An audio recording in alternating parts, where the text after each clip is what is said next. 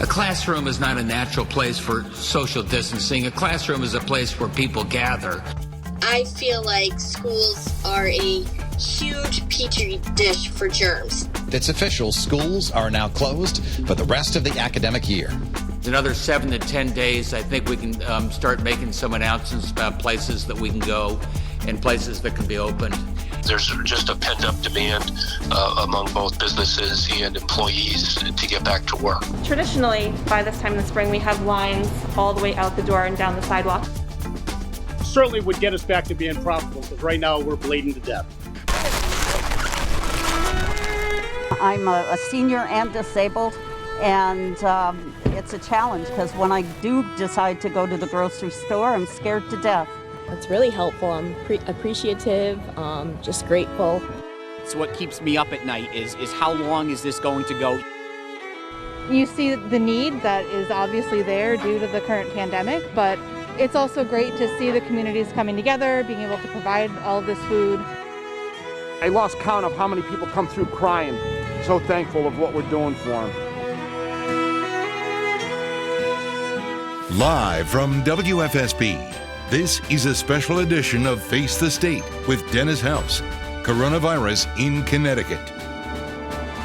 Good evening, everyone, and thanks for joining us. I'm Dennis House. Welcome to this special live Thursday night edition of Face the State. We're tackling two big topics tonight: reopening the state and alleviating hunger in the COVID-19 crisis. We begin by welcoming our Lieutenant Governor, Susan Bysiewicz, to the program. She's in tonight for the Governor, Ned Lamont, and she joins us now live from outside her home. Governor Bysiewicz, nice to see you here tonight. Well, thanks so much. It's nice to be with you sort of virtually. One of these days we'll get you in here in person once again. I want to, before we get to the specifics of what will be opening on May 20th, I want to ask you about some of the big events that people are already wondering about. Memorial Day weekend. We know that there won't be any spectators at the Travelers Championship, but Sail Fest in New London. What about all these events? Are they going to happen at all? You know, we are starting after May 20th to think about activities that can be done safely with the public health in mind. I just got off of a teletown hall discussion with veterans groups, and we were talking about just this very thing. Can people gather for Memorial Day? And perhaps we can. The governor and I have already been talking about how we can celebrate Memorial Day. Usually we do it we do services and programs honoring veterans, and we're going to have to do those outside with small groups of people, and they may be more virtual type celebrations. You know, parades and big events have started to get rescheduled for end of August. For instance, here in Middletown, the Pride Parade we usually have in the beginning of June has been rescheduled to August 29th, and hopefully, fingers crossed, by then it'll be safe to do those big gatherings. We're all looking forward to it. What's your advice for someone who has a wedding of 100 people planned for July? Oh my goodness, this is tough. You know, I think later in the summer is better. And I know the governor's own daughter, Emily, is getting married in September, and he's been a little concerned about those. We're going to have to take a wait-and-see approach. The committee that is reopening Connecticut is starting to grapple with exactly these questions, and they decided to start with a group of businesses that they thought would be the safest, having consulted both with business leaders and medical professionals. And they've come to the conclusion that the safest thing to do is start with opening offices to still have people working from home, to have staggered schedules perhaps. We're going to be reopening restaurants, but it's going to be outdoor seating.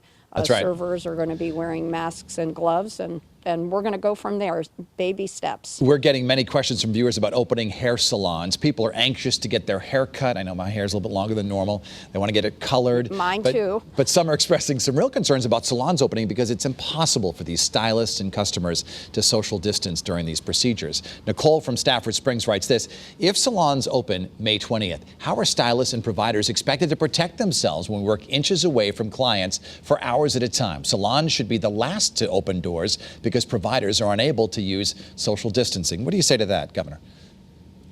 So we are hearing these exact concerns from many nail salon operators and hair salon owners and stylists, and they're right. It's person-to-person contact. I was just on a call with more than 100 nail salon and hair salon owners, and they're concerned about operating so soon.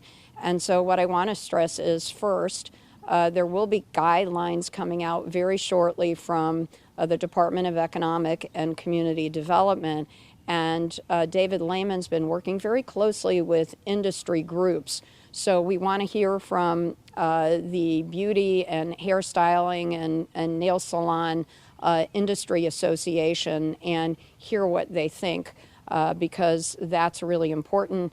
And when those do open, it's probably going to look a lot different than what we're currently used to. It's going to be personal appointments. You have to make appointments in advance, fewer people, and it's going to be a gradual reopening process. And I do want to stress that no business has to open until they feel comfortable doing so. There's no mandate. These are just broad guidelines to follow. Governor, I have a quick follow-up that from Melissa in Manchester. She says the governor says that certain businesses can't open on the 20th. As you know, under personal services, it says nail and hair salons only, as we've stressed. What about tattoo shops and piercing shops? They would like to open as well. Why can't they open? Yeah, and you know, it's interesting. Tattoo parlors aren't on the list yet, and in some states, like California, the tattoo parlors are the last things on the list. So that's something that thus far our Reopen Committee has not thought would be safe to open right away. And I would stress too that these decisions are not set in stone. So the governor and I really appreciate hearing from the hair salon and the nail salon owners and employees, because we're going to take that into consideration. And I would ask folks from those industries to take a look at the guidelines that are coming out and let us know if they think it's realistic. The other thing that I want to stress is there are 7 guidelines that we're looking to see if businesses can open safely. And they include things like, will there be enough PPE for employees and employers to use? Is adequate testing going to be available? Because I think in order for employers and employees to feel safe, we have to have more testing. So we know that over the next couple of weeks, we're going to go from 2,000 or so tests to be available to 6,000. Governor, we have to take a quick break right now. More back. We are joined once again by the Lieutenant Governor of our state, Susan Bysiewicz. And Governor Bysiewicz, we have some quick questions with some quick answers. Paul in Moodus asks, are libraries included in the restart on May 20th? Not yet. I expect that the libraries are going to be open gradually, and that may be more like school reopening. Liz in Newington wants to know, what about hotels? And I am not sure about hotels, and what Reopen Connecticut will be doing over the next few weeks is giving more information about what businesses and industries will be part of this phase 2, phase 3, and phase 4 approach. And when they do this, they're going to want to have guidelines that go with each, so people will know exactly what to expect. Elaine in Canton wants to know about churches. Churches. The governor and the Reopen Connecticut Committee has been talking to church leaders all over the state. Right now, churches can hold services for less than 50 people.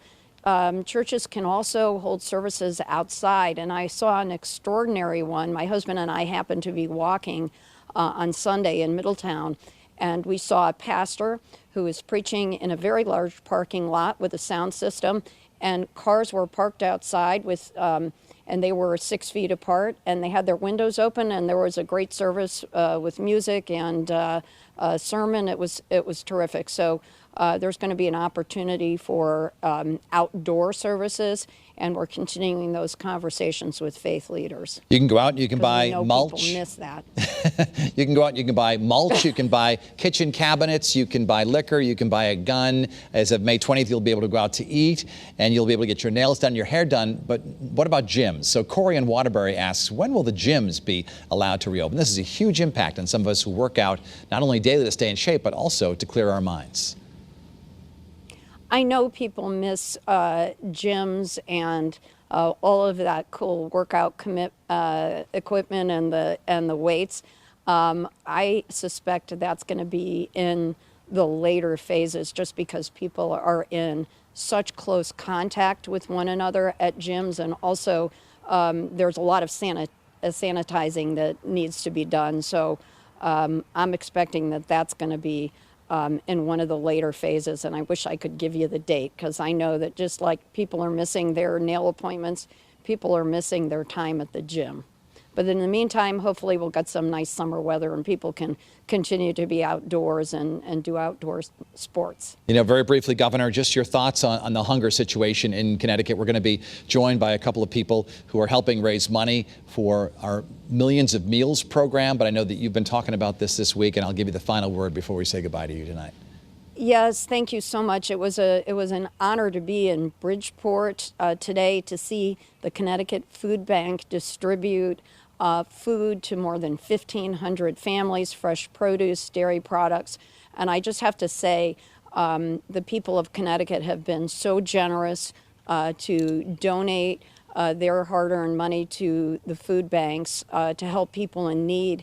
And the volunteers have been amazing to step up. There were several dozen volunteers in Bridgeport handing out food to needy families, and it's inspiring to see that outpouring of support for those in need. And this is how I know that we're going to get through this. We're going to get through this together, because the people of Connecticut have big hearts.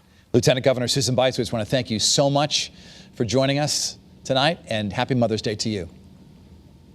Thank you, and happy Mother's Day to your wife. Thanks for having me. Have a great